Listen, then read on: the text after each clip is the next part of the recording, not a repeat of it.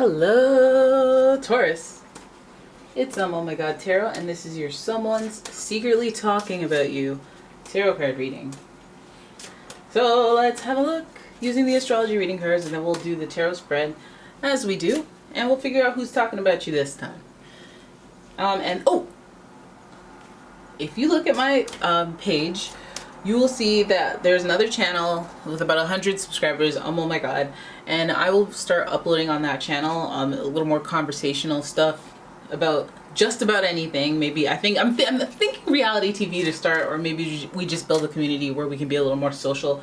I know there are a lot of introverts who watch tarot, and you know, it's socializing is pretty good. And plus, I mean, if we're all kind of like-minded, maybe we can find some love connections in there. And I don't know what I'm going to do with that, but look, I kind of wanted to build a community on that side of things and not really interrupt the tarot stuff that you guys come here for. So if you're interested in that, go ahead and subscribe to my channel. It's on my main page, on my watch page at the bottom. And yeah, let's get into your reading. Here we go. Okay, Taurus, who's talking about you? Who has the gall? They could be saying good things, so let's not. Hey, would you relax, please, Taurus? Okay. Your first card is Aries. So this could represent their sun, moon, or rising, or just somebody who's given off the vibes of these three signs. And the first sign is Aries, and the energy around you is dynamic and spontaneous. Crusading impulsive action is likely. And from what we know about Aries, very self-oriented.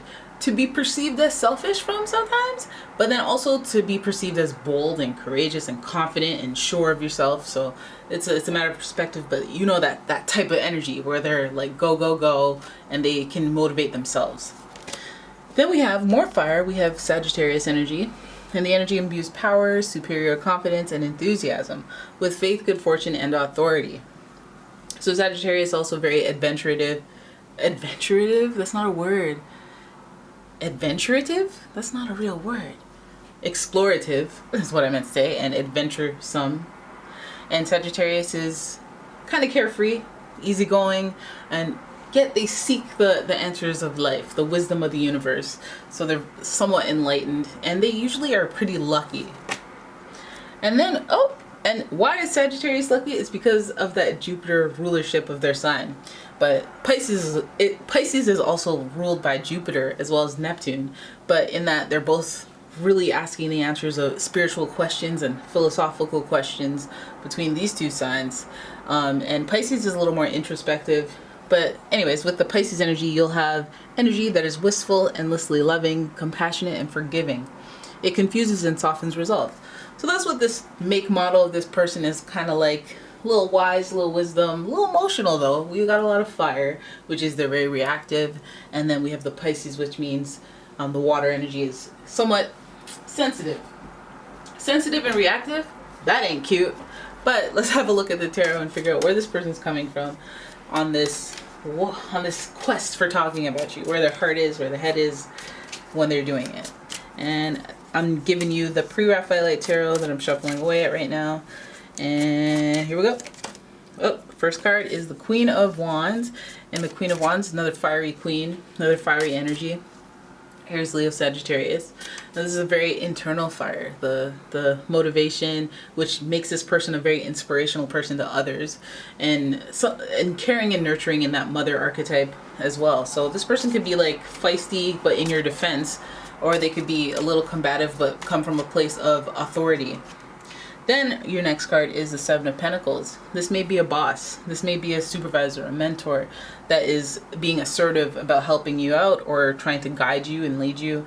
And then we have the Seven of Pentacles, which represents the choices that we make. But I think that this is that doubt that somebody has when they're on their way towards completion, when they're on their way towards success, or they're even touching a little bit of success. And then they are like, well, I don't know what's next though. So this card being in reverse is almost like a self-sabotage thing. But I think that this is the guidance of somebody who can see that from her throne. There may be a maternal instinct coming in there to combat your doubts. But yeah, they're coming from you. And they themselves could also be coming from a place of doubt, maybe doubting your ability from their place of authority. But it relates to either your money, your health, or just your possessions. So then your next card, and this person, healing, reconciliation. They're trying to do right by you, trying to find some resolve, trying to help things synthesize or change. I feel like there's a little bit of doing too much in this, but the Temperance card is associated with Sagittarius, so we have another dose of fire in Sagittarius energy. Luck, expansion, growth. They're trying to help you move forward. They're trying to help you resolve or release the doubts that you have about your career or your position in this world. Some of you feeling self-conscious, some of you just insecure or feeling some sort of doubt about your ability. Something that really plants your position, I guess your purpose on some level, but I think it more has something to do with your actual money, your home. You're just trying to help you feel better or move towards an opportunity or a goal that they can see from a higher pedestal. So I guess, again, they might be more experienced, and that's where they're coming from on this. Trying to bring you healing, trying to bring you reconciliation, healing, able to come to conclusions on your own that are conducive to success. Again, the Queen is a master. She's just the one that's more like, I'm able to articulate myself and change the way I do it based on the person I'm talking to, like emotional intelligence. And so let's have a look at what they're talking about. What are they talking about? What is this regarding? What you be saying? All right, and here it is. So the first card we got here is the Nine of Cups. Are they talking about your spirituality? Is somebody trying to teach you to manifest, trying to use that philosophical edge and that like self-confidence kicker that they want to project or push into you? All of the fiery positive traits that we see. And the Nine of Cups is supposed to speak to that spiritual confidence and having faith in the unseeable forces of the universe working out. I like that this card is upright because it does speak to a level of confidence that comes right before mastery. It's almost like when you're seeing things manifest before your eyes and you're getting real confident, like, yeah, that's right. Yeah, I knew it. I knew I was going to manifest that. Yeah, that's right.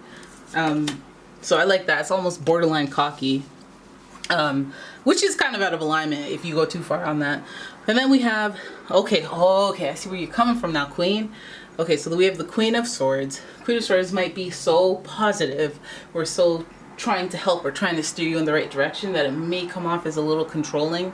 And it might be because they don't want you to make the same mistakes they made, or because they've been through that, so they just were like, you know what, skip to that. You don't need the experience part. Let me just tell you what to do.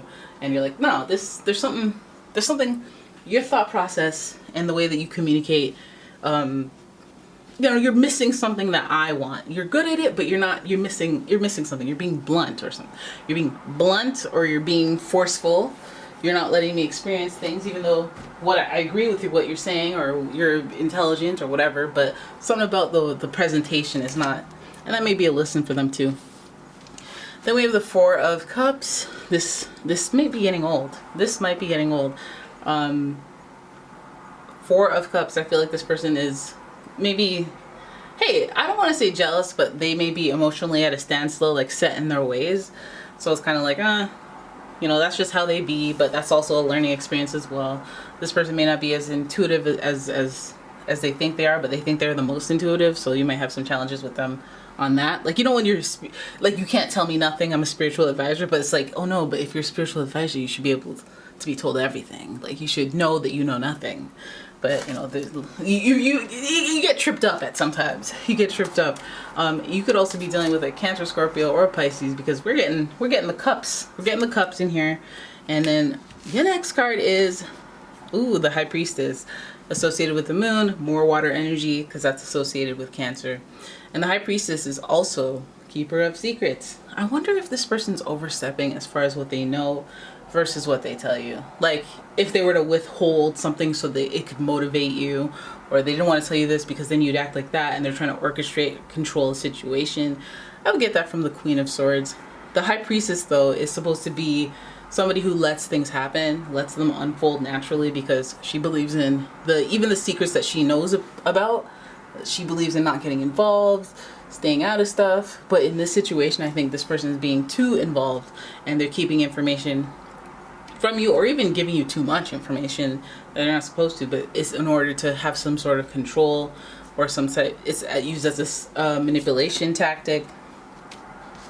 Oh, then we have Justice showing up, and the Three of Cups. I think this is a good, this like might be tough love. This might just be some tough love, that people are holding stuff from you, or persons are trying to mold something. Okay, they might, you know, it might not be right technically what they're doing, like holding information from you, but it might be for reasons that are deeper, that go deeper than right or wrong. And I feel like it might be a good thing. It might be a good thing that they're holding secrets or telling you something too soon or whatever. But I think because the Justice card means fairness and finding balance, and from the High Priestess and the secrets, it makes you feel like I'm being manipulated, which you might be, but life is a little more complex than, oh my God, you're manipulating me? Oh wow, forget this. It's like, everything's manipulation and everything is communication. So, I mean, it's a matter of how people use their skill towards you, and you can be offended or not, but I feel like this works out for your highest good, because there is this fairness and there is the celebration amongst friends. So I think that if there's camaraderie and friendship with this person, then it's like ultimately you'll be celebrating too, and other people as well. This is a collaborative effort. I think that somebody's looking out for you. I think that somebody cares enough to like protect you from the crappy things, or maybe tell you too much and they're not perfect and they're all sharp as a sword, so you're afraid to ask, and it might turn out for the best. What? Were you silent or were you silenced? And you're all like, I was silenced, and I'm all like, that's okay though, you're good. Right? So this Libra energy gives us that fair energy, and it justifies why there's some bossy energy in here hovering above with the Queen of Swords. Being blunt and a little sharp tongue is not necessarily a bad thing if you've been wishy-washy in your life. If you've been one to be indecisive and you need somebody to put their foot down definitively for you. Might offend you, but that might be an insecurity thing. It might be like, hey, you're overstepping, but at the same time, I kind of needed somebody to overstep, because I would have been sleeping there for a good 3 months if you didn't come in and pull my blanket off. You know, it's a little rude. It was cold. You pulled my blanket off and I had to get up. But I get why you did it now that we're in this happier place, which ultimately it seems like we're going. Alright, so there it is, that's your reading. I hope you guys enjoyed it. If you did, please give the video a thumbs up and subscribe to the channel. Leave a comment, share the video, and if you like your own personal reading, check out the description for a link to my website, as well as a link to my Etsy shop. And don't forget to subscribe to my other channel, Oh My God. And yeah, thank you for watching. I'll see you in the next one. Bye-bye.